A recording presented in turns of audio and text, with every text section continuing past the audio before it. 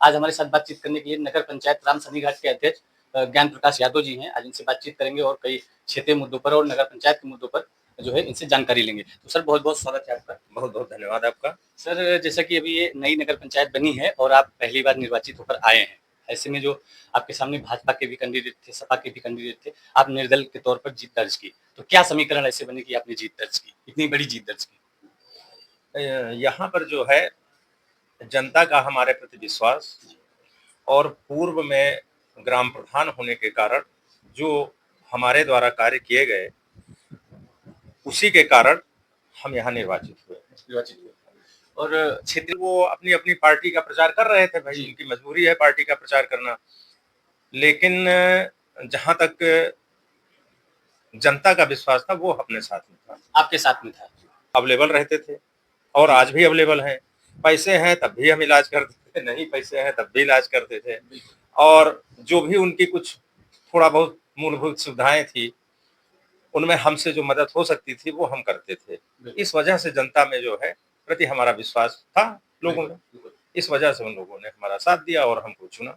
जब आप चेयरमैन बने, आपके पास में एक बहुत बड़ी जो है जिम्मेदारी जो थी, जो कि ग्रामीण क्षेत्र को शहरी क्षेत्र बनाना। इस पर आपने कैसे काम किया? क्या प्रयास किए आपने? हमारे यहाँ की जो सरकार के द्वारा दी जाने वाली जो राज्य वित्त है, उसमें भी अच्छा खासा पैसा आता है। उससे हमने जो है गांव का विकास करने की सोची और उसमें हमें सफलता मिली।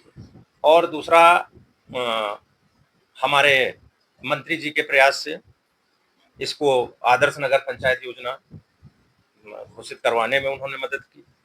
उसके तहत 3 करोड़ रुपया प्रतिवर्ष आता है। उससे हमको जो है नगर को विकास करने में, नगर का विकास करने में सहूलियत मिली। इस तरह से और भी कई योजनाएं आई अपने रामसनेही घाट में, जिस वजह से ये नगर पंचायत सुव्यवस्थित रूप से चल रही है और इसका विकास हो रहा है। और जो लोगों का कहना है, यहाँ की सबसे जो बड़ी समस्या है बताई जा रही है, जल निकासी की समस्या बताई जा रही है। तो इस पर आप किस तरह से काम कर रहे हैं? चूंकि 2 साल आपके बीत चुके हैं, आपने क्या-क्या काम किए, कुछ उसके बारे में थोड़ा खुल के बताइए। जी, देखिए जल निकासी की जो समस्या है उस पर जो है जब से नगर पंचायत प्रकाश में आया है चुनाव के बाद, तब से बराबर जल निकासी योजना के अंतर्गत काम हो रहे हैं। देखिए भिटरिया में जो है जल निकासी के लिए लगभग एक तरफ छोड़ करके बाकी तीनों तरफ नाला का निर्माण हो रहा है और हुआ भी है।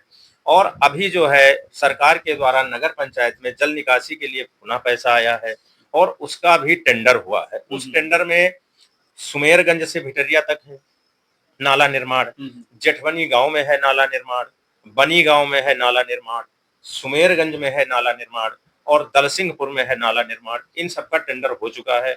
बहुत जल्द ही ये कार्य सबके नजरों में आएगा और नगर पंचायत में जल निकासी की समस्या भी हल हो जाएगी। और जो नाला निर्माण है, हाँ, ये जो है हमारे चैनल के चीफ एडिटर इन चीफ जो प्रकाश तिवारी जी का सवाल है, जो नाला निर्माण आप करवा रहे हैं, इस पर जो ऊपर का ढक्कन लगाया जाता है, वो जो है नहीं लगाए जा रहे हैं। इस पर आपका इस विषय पर हमने जो है जो इसका टेंडर लिए हैं, ठेकेदारों को हमने बुलाया था। जो उनसे हमारी बात हुई है, उनका कहना ये है कि जितना नाला निर्माण और पत्थरों का टेंडर हुआ था, उतना पत्थर रखे गए हैं। जो बच रहे हैं इनका टेंडर पुनः किया गया है और इनके ऊपर दोबारा पत्थर का रखरखाव का काम फिर से शुरू हो जाएगा। बिल्कुल।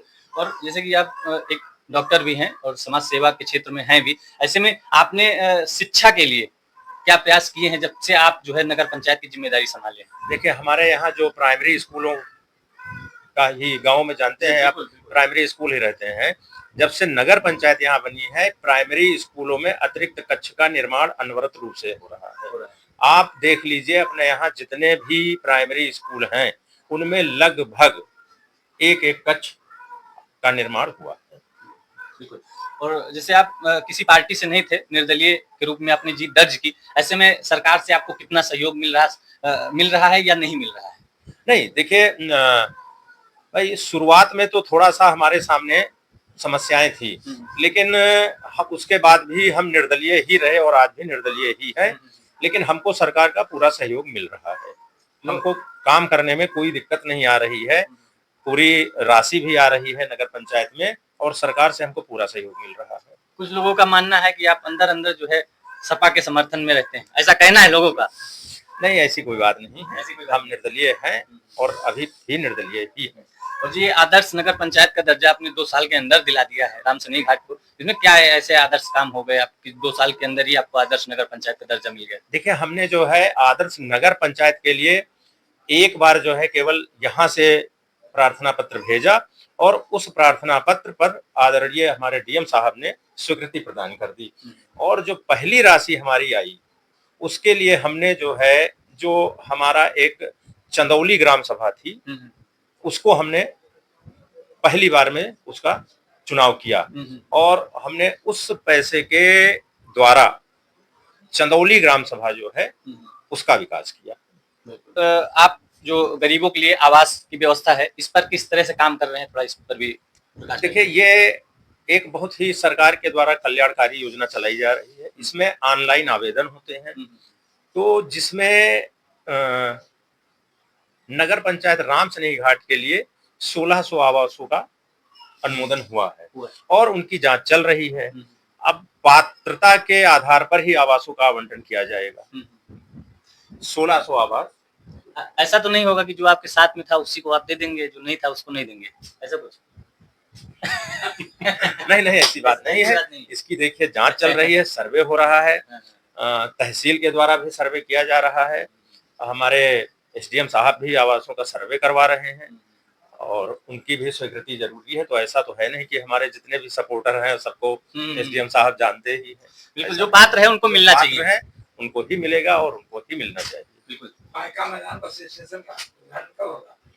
जी बताइए।